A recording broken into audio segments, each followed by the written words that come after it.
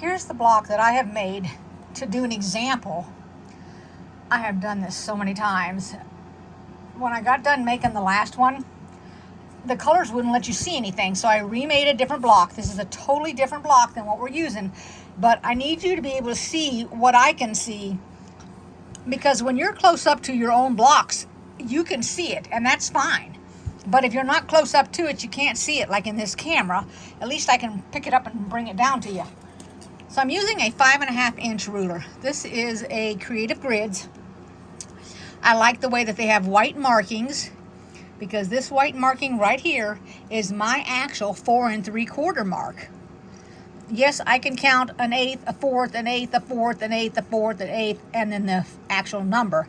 But it's better to go 1/4, 1/4, 1/4, and they have lines at each one of them to mark them. Because, you know, once it's got the 1/4, it doesn't say 2/4, 3/4.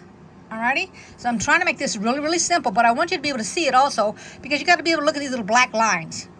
So the first thing I do, you don't need a rotary mat or anything.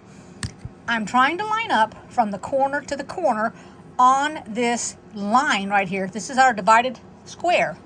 Well, it's not even a square, it's just whatever it became. So we're going to go down, and we're looking for, on this side right here, wait a minute, I'm doing it backwards. I just realized it, okay? I want the top largest triangle on the left-hand side. I have to be able to see these lines on this fabric. So this is why I made this a light yellow and a white. So I'm looking at this right here, which is my 3/4 right there. And I want it to go below, so where this triangle meets, the two triangles meet, I'm looking at this yellow triangle, and I want, not only do I want my line down to split the square in half, but I want the 4 3/4 to be on, there's the line, and I want it on this fabric. I want that corner, the right-hand corner of my ruler, right on it, so that it is below there. Let me get another ruler here. So here is my mark right there, and it is on this fabric. It's not on the white, it's literally on here. Okay, that's it. Now, I'm off up here, so I've got to move over. Now that I've moved over, I got to move down a little bit, because I want to keep not only this on that split, but I want to keep this on that yellow. So just move up a little bit, still on the yellow. Now that's where I want to cut it. So I want to cut up the right-hand side and over to the left. So up and over. Now I want to take the square, put the largest rectangle towards the bottom, like that. And now I'm looking at my 5 3/4, which is right here and right there. And notice I got a white line here, but I also have a white line there along with the black line. So I can go up here and look at my 4 3/4, which I am so sorry I have said that's 5 and whatever, 4.5. I have said everything but 4 3/4. And I go down here, and I see the white line there, and I see the white line here, which represents 4 3/4. That's what I'm looking at now. I'm still looking at the line, and it matched up. Because when you have the first one cut, the second one matches. If it doesn't, you're going to do some wiggling.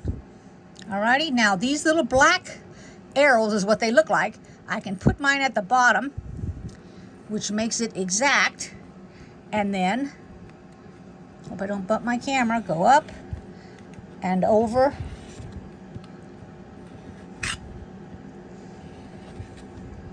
Just like that. I got a little piece hanging. And that, maybe I need to be changing my rotary cutter blade.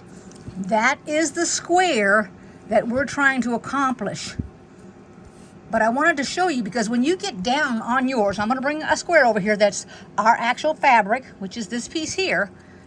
But I'm going to tell you right now, when you go to cut this, now this one's already cut. And, oh, by the way, I opened this up when I sewed it. When I ironed it. Now, this fabric it's hard to see that little line. Because when you put it on there, let's pretend we were sewing this. Let's pretend we're going to cut this from scratch. This is what you would be looking at. And that's very hard to see in the camera. That is why I created this light piece, because you could actually see it on it. Alrighty, so you're going to cut all of these to be 4 3/4, which is what this ends up being when it all is said and done. That's 4 3/4. I've cut them all out already. I just had to go back to show you this because the last sample that I used was too dark. And if you don't know how to do it, it's too hard to understand it. And I wanted to get closer with my camera. I hope that helped everybody.